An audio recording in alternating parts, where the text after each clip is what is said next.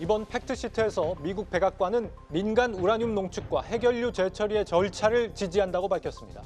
최종 권한 부여가 아닌 절차적 지지가 어떤 의미인지를 놓고 여러 해석이 나옵니다. 핵추진 잠수함의 국내 건조가 허용되면서 조선과 방산, 원전 업계에는 새로운 성장 동력이 될 전망입니다.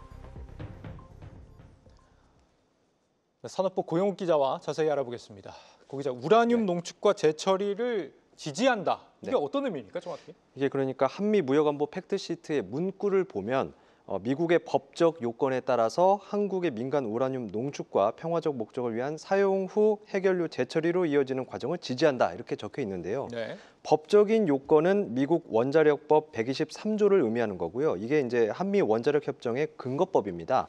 이제 문구를 다시 보면 원자력 협정을 개정한 것도 아니고 예나 지금이나 조건은 같다고 볼 수 있습니다. 같은 틀에서 논의를 하는 건데요. 그러면 이제 그동안 우라늄 농축과 재처리는 어떻게 됐냐? 불가능했던 건 아닙니다. 지난 2015년 개정한 한미 원자력 협정에 따르면 우라늄 농축과 재처리는 미국의 허가가 있으면 지금도 가능합니다. 세부 사항은 고위급 위원회를 통해서 결정하는 절차가 필요했는데 2018년 이후 고위급 위원회가 중단됐습니다. 그래서 진전이 없었습니다. 그동안 아예 얘기도 꺼낼 수 없었던 내용인데 이제는 테이블 위에 올릴 수 있게 됐다. 고위급 위원회 재개를 이끌어냈다는 것이 변화라고 볼 수 있습니다. 그러니까 당장 뭐가 허가가 난 것이 아니고 실제로는 고위급 위원회에서 이게 결정이 되어야 하는 것이다. 당장에 이제 산업적 효과가 나오는 건 아니지만 어쨌거나 지지를 한다고 미국에서 밝힌 거니까요. 좋은 결과를 우리가 기대를 할 수 있겠고, 허가가 나오면 바로 뛰어들 기술력은 우리가 갖고 있는 거예요? 이게 그러니까 한국 원자력 연구원에 따르면 이제 우라늄 농축과 재처리를 이제 승인한 건 아니잖아요. 그 전에도 이제 그 농축이 우리가 농축 기술은 현재로서는 없는 상황입니다. 이제 지금까지 아예 이 기술을 갖고 있는 것이 금지됐기 때문인데 먼 미래긴 하지만 우라늄 농축이 승인이 됐을 때 이 기술을 미국에서 수입할지 아니면 자체 개발할지도 좀 정해야 합니다.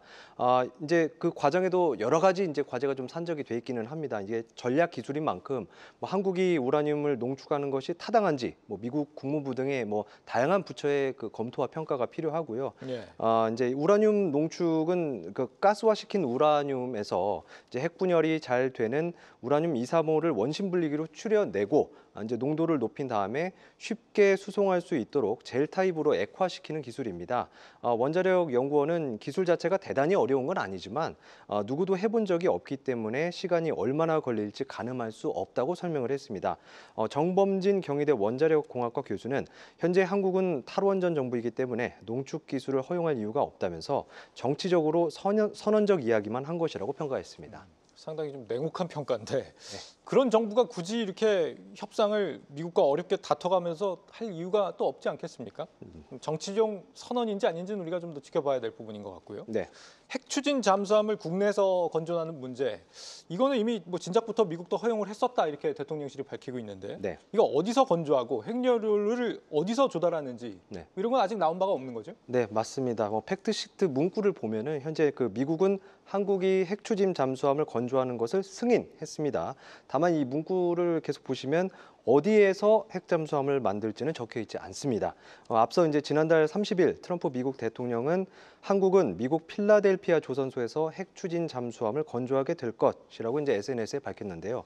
위성락 대통령실 안보실장은 오늘 브리핑에서 정상 간 논의는 처음부터 끝까지 한국에서 건조하는 것을 전제로 진행했다면서 건조 위치에 대해서는 일단 정리됐다고 본다고 설명했습니다. 또 앞서 말씀드린 우라늄 농축은 이 발전용에 한정된 얘기고 잠수함에 들어갈 핵 연료인 20% 이상 농축 우라늄 조달에 대해서는 아직 정해진 내용이 없습니다. 유지훈 한국국방연구원 박사는 핵 연료 조달 방식과 책임, 미국 핵 추진 체계 기술 이전 범위 등 이 난제가 산적해 있다면서 승인과 실제 건조 사이에는 상당한 기술적 법적 장벽이 있다고 평가했습니다.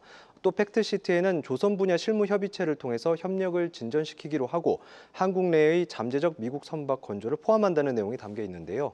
이를 위해서는 미국 존스법과 번스 톨레픈슨법 등 개정이 필요한 만큼 당장의 큰 변화를 기대하기는 어려운 상황입니다.